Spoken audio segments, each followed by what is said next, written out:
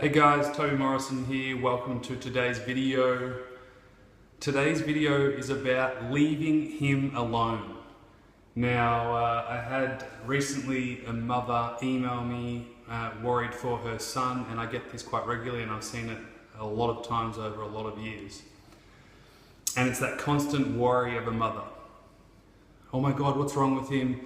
Are you okay? Are you okay? Are you okay? A million times a day. And anyway, I'll give you the rundown of the story, and then I'll explain to you a different approach that might work better. So this lady sent me an email. She was really worried about her son. She told me, that her son's been sick for quite some time. He doesn't want any help at the moment. He's kind of sick of looking around, and he just said to his mum, "I just want to be left alone. I just need to be on my own. I know I'll get better. I'll be okay. Mum, please don't worry about me." And what does she go and do? She worries even more. And she said, "I'm so worried, I'm so panicked, I don't know what to do." Even though her son has directly said, "Mum, please don't worry about me. I don't need you to fuss and worry about me anymore. It's not helping." And I know how hard it is for a mother, because I've seen it with my own mum. I see it with all mums. It's the number one instinct is to, worry and care for and love your child. However, it becomes detrimental. Anyway, this lady then went on to say that, hey, I've heard that the brain can change itself, through positive thinking and mental rehearsal and all those kinds of things. Is it true? Surely it can't be true. And the answer is it is true. And it's also true for the opposite. So if you're constantly asking a person, "Are you okay? Are you okay?" knowing that they're truly not, you're mentally rehearsing that something is wrong, not only for yourself, but for the person who actually needs the help. Now, I'm not saying that something's not wrong, but when you're constantly mentally rehearsing that something is wrong all the time, more often than not, more things are going to keep happening that aren't good. The more you mentally rehearse and tell someone they're not good enough, what do you think they think? You're not good enough, you're not good enough, okay, I'm not good enough. The more times you relax and you empathize, but you also achieve and create applause and success, the more applause and success you'll get. For instance, if you're having, if you're having 5 minutes of good time in your day, then celebrate that 5 minutes. "Oh, I just had a really good 5 minutes just then." "Oh, great, well done. That's so good to hear." That's mentally rehearsing that things are going okay. Your brain will keep playing that story. Same for the opposite. So this poor kid, and it happened to me. This is why I'm passionate about it. And if you're a mum out there, hold on to this video, because by the end of it, I'm sure you'll come around. You'll understand what's more important and how you can deal with this a lot better. So, constantly rehearsing that things aren't going good is obviously going to cause things not going so good. So my suggestion to you is stop asking all the time, "Are you okay?" You're implying that something's not okay. And that's hard to swallow as a mum, because all you want to do is be there for them. Be there for them, but don't ask them if they're okay. Maybe a better question is there anything I can do for you today? Maybe a better thing to do is go and get them that meal, or go and give them that water, or give them that hug. But stop asking them if they're okay. The best way you can do this is actually by communicating with that person, your child or your spouse or your loved one, is, "Hey, I'm going to stop annoying you by asking you, 'Are you okay?' all the time, as long as you let me know when you're not okay. So I'll back off as long as when you do feel like you need help, just reach out, because I'm always here for you."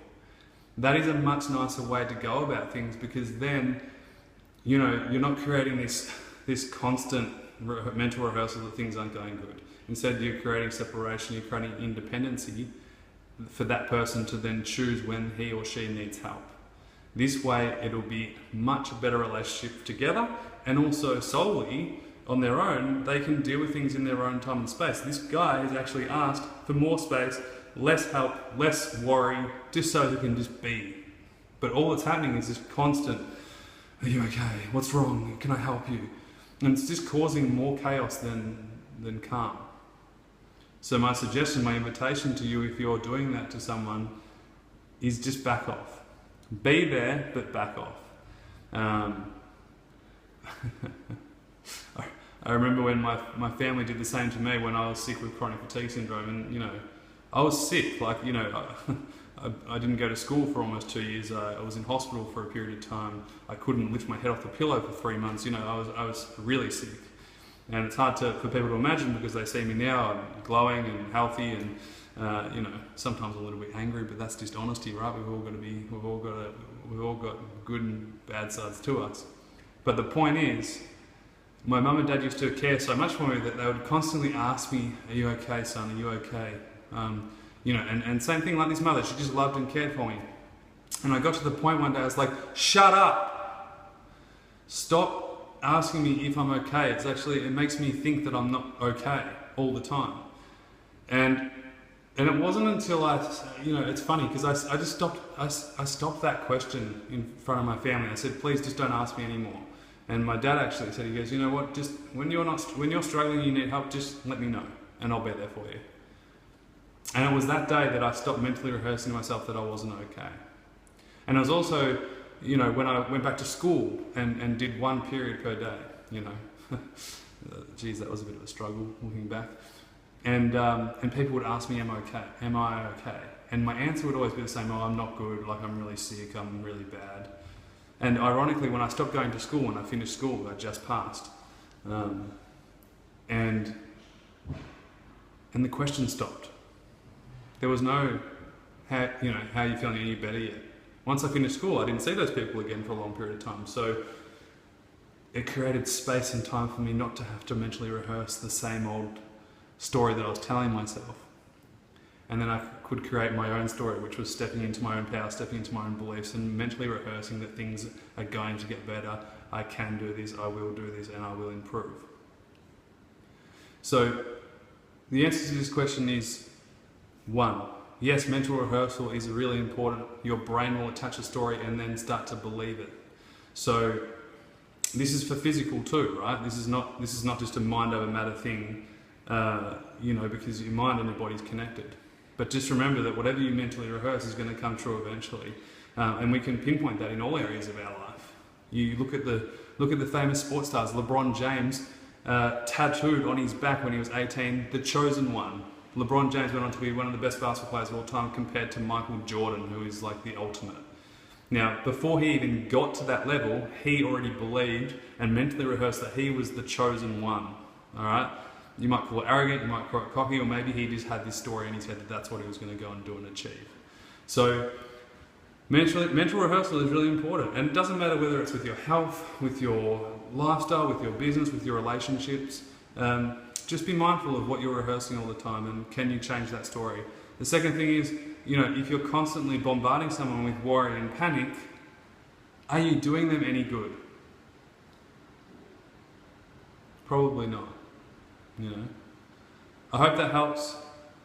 Make sure you listen to what you're talking about and just pay attention to that and see what you're mentally rehearsing, and then also back off, man. If you're on someone's back all the time and you're constantly worrying, you're probably causing more harm than good. All right, you can still love someone and care for them, but not, you know, override their own life. That is probably a much better approach to go about to help someone improve their own life, because you're giving them the keys to their own car, their own destiny, their own choices. You can improve, you can encourage, you can congratulate, but just remember, you can't change them. Okay? Hope that helps. A little bit deep today, maybe a little bit too much for you. But you know, if this resonates with you and this helps you, make sure you share it with someone. And if you're a mum out there, you know, it's hard. So get some help for you. You know, maybe that's what you need. Maybe you don't need to help them, you need to help yourself. I've seen that with a lot of people, even myself as a coach. When I'm coaching people, hey, I need to help myself too, right? We all need help sometimes. We all need a bit of a counterpart or some perspective on a different level. All the best for now. Make sure you subscribe to the YouTube channel. You can click above. There's hundreds of videos free for you to check out and explore, and I'll speak to you soon.